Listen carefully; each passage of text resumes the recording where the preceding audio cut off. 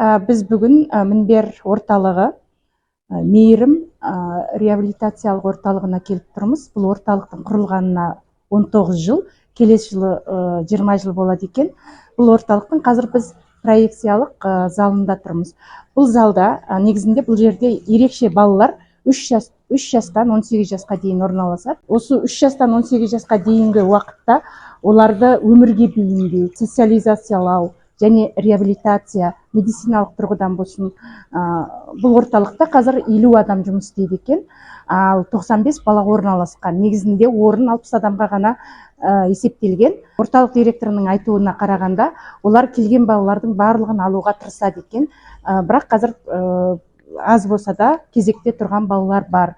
Бұл жерге келу үшін ең бастысы ата-аналар бұл орталықты білуі керек, оның қайда орналасқанын және оның қандай құжаттарды және қандай диагностиканы алып келуін ғана білуі керек. Ары қарай орталық қызметкерлері оларға қандай программаны ұсынатындығын өздері біледі. Орталық директоры Күзембаева Елена Анатольевнаның айтуынша, бүгінгі күні орталықта 95 бала бар. Любой родитель может. Кез келген ата-ана келіп көрсе болады. Жалпы орталық 19 жылдан бері жұмыс жасап келеді.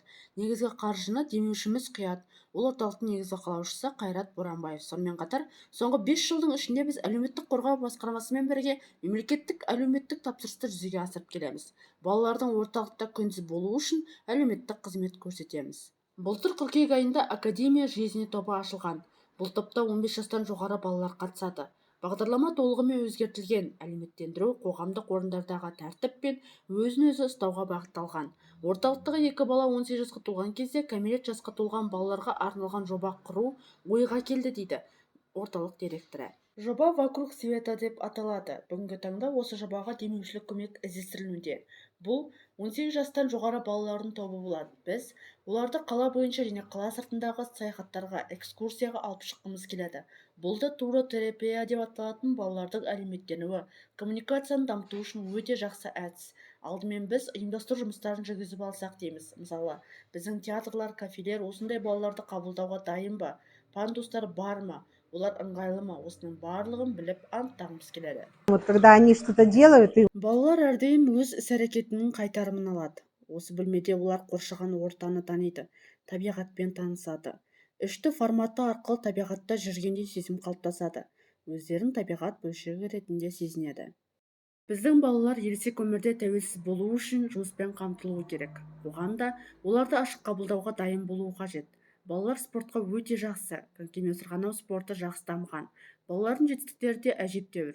Бейімделген баскетбол, футбол бар. Қазір біз боча бағдарламасын енгізуді дайындап жатырмыз. Бұл енді паралимпиялық спорт түрі және біз мейірімдіктерді команда ретінде ұсыналамыз деп сенгіміз келеді. Есенгүл Қапқызы, Мейрамгүл Сәрсенғалиқызы, арнайы Мінбер ақпараттық агенттігі үшін.